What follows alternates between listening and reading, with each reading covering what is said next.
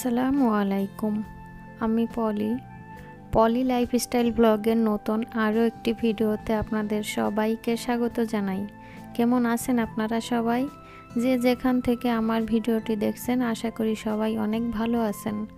আমরাও আপনাদের দোয়ায় এবং আল্লাহর রহমতে আলহামদুলিল্লাহ ভালো আছি। সকালের নাস্তার জন্য গোলা রুটি করছিলাম, তবে গোলা রুটিটা আমার বাসায় কেউই পছন্দ করে না। আলি পানহা তো একদমই খায় না।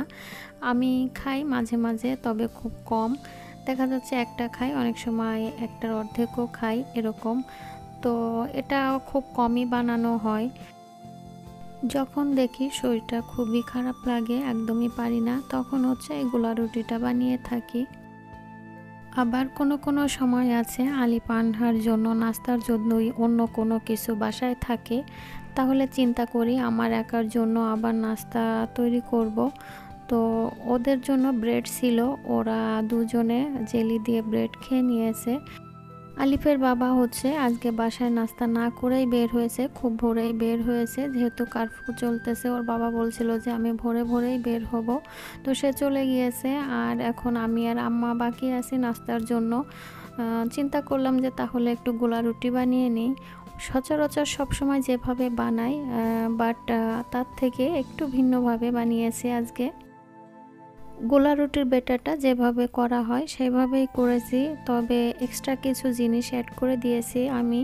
এর ভিতরে পেঁয়াজ আর কাঁচামরিচ কুচি দিয়েছি, সাথে হচ্ছে স্বাদ মতো লবণ, হলুদ, মরিচের গুঁড়া দিয়েই হচ্ছে ব্যাটারটা ভালো করে মাখিয়ে নিয়েছি।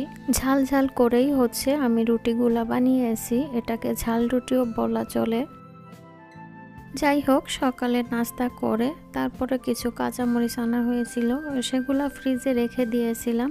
তবে মরিচগুলা বের করে আমি একটু বোঁটা ছাড়িয়ে নিয়েছি, কিছু সময় বাতাসে রেখেছিলাম। তারপরে হচ্ছে একটা বক্সের ভিতরে টিস্যু দিয়ে মরিচগুলা রেখে দিয়েছি, সাথে টুকিটাকি কিছু কাজ করেছি। এরপরে যখন দুপুরে রান্না করতে আসব, তার আগে চিন্তা করছিলাম যে কিছু পেয়ারা এনেছিল ওর বাবা, তো পেয়ারাগুলা একটু নরম হয়ে যাচ্ছে, খাওয়া হচ্ছে না। আর পেয়ারা নরম হয়ে গেলে আমার বাচ্চারা একদমই খেতে চায় না। শুধু পেয়ারা না, আম, কলা, এদের নিয়ে এতটা কষ্ট, আমার খাওয়ার দিয়ে খুবই প্যারা দেয়। কোনো জিনিস নরম হলে খেতে চায় না, পেঁপে, আম, কলা, পেয়ারা যেটাই হোক না কেন। আর ওর বাবা তো ওদেরকে বকা দিতেই থাকে যে কোনো জিনিসই আর বাসায় আনবো না, ছেলে মেয়ে একটা ফল ফ্রুটও খাবে না। পেয়ারার সাথে কিছু কলাও এনেছিল, একটা কলাও আমার দুইটা বাচ্চার কেউই খায়নি, আমি, আমার আম্মা আর ওর বাবা খেয়েছি। তারপরে অফিস শেষে যখন বিকালে ফিরছে তখন এসে বকা দিল যে কলা খেয়েছে কিনা, বাচ্চাদের কাছে জিজ্ঞেস করতেছিল। তো আমি বলছিলাম যে না, খাইনি। তো বলছিল যে আর কিছুই আনবো না ওদের জন্য। ফলের ভিতরে শুধু পেয়ারাটা খাবে, এটা শক্ত থাকলে খাবে, নরম হয়ে গেলে খাবে না। আর মেয়েটা হচ্ছে আঙ্গুর খাবে আর ছেলে হচ্ছে আম খাবে, কিন্তু তাদের খাবারের ভিতরে পার্থক্য হচ্ছে নরম হলে কেউ কোনো জিনিস ছুবে না, খাবে না। কথা বলতে বলতে কিন্তু দুপুরে রান্না বেশ কিছু দূর করে নিয়েছি। দুপুরে রান্নার জন্য আমি চাপা শুটকি ভুনা করেছি, পটল আলু ভাজি করছি আর ডাল রান্না করেছি। আর আপনাদের কাছে একটা রিকোয়েস্ট করছি, প্লিজ ভিডিওটিতে একটা লাইক দিয়ে কন্টিনিউ করবেন। আর যারা নতুন আমার চ্যানেলে আজ প্রথম ভিজিট করছেন, তারা চাইলে চ্যানেলটাকে সাবস্ক্রাইব করে পাশে থাকা বেল বাটনটি প্রেস করে আমার পাশেই থেকে যেতে পারেন। পটল আর আলু ভাজি করার জন্য আমি পটল আর আলুটাকে লবণ আর হলুদ দিয়ে মাখিয়ে নিয়েছি, তারপরে হচ্ছে তেলে ভেজে উঠিয়ে রেখেছি। এখন হচ্ছে পেঁয়াজ আর কাঁচামরিচ কুচি সাথে একটু হলুদ দিয়ে তেলের ভিতরে ভেজে নিচ্ছি।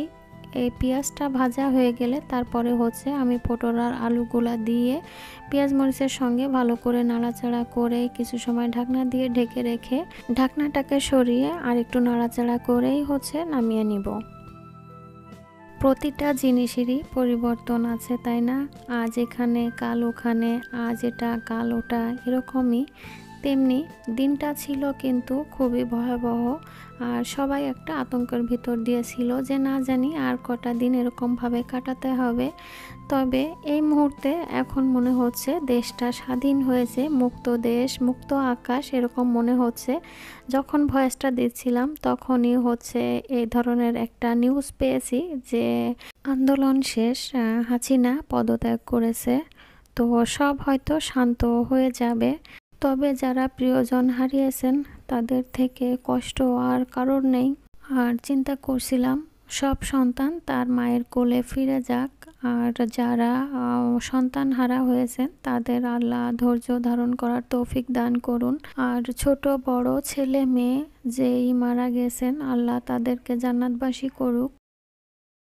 দুপুরের রান্না বান্না শেষ করে খাওয়া দাওয়া করে একটু রেস্ট করেছিলাম। তারপরে বিকালে একটু ছাদে গিয়েছিলাম। ছাদে কয়েকটা গাছ লাগিয়েছিলাম, দু একটা টবে পুঁইশাক গাছ। সেখান থেকে কয়েকটা ডগা কেটে এনেছি। আর এখন হচ্ছে সন্ধ্যার মাগরিবের নামাজের পরে কলা দিয়ে কয়েকটা বড়া করছিলাম। কলা খাওয়ার পরে তো নরম হয়ে গেছে, বাচ্চারা খায়নি আর দেখছিলাম নষ্ট হয়ে যাবে, চিন্তা করলাম কিছু বড়া বানিয়ে নিই। আমি বড়া বানাচ্ছিলাম আর আলিফের বাবা মানে সবাই আমরা নিউজ দেখতেছিলাম। পিঠাগুলা বানানোর জন্য আমি বেটারটাকে একদমই নরম করেছি, কারণ কলার পরিমাণটা বেশি রেখেছি, চাউলের গুঁড়া একদমই কম মিশিয়েছি, সাথে একটু আটাও দিয়েছিলাম। তো পিঠাগুলা বানিয়েই তো আমরা সবাই খাচ্ছিলাম। আজ এ পর্যন্তই, সবাই সুস্থতা কামনা করে শেষ করছি আমার আজকের ব্লগ। আল্লাহ হাফেজ, আসসালামু আলাইকুম।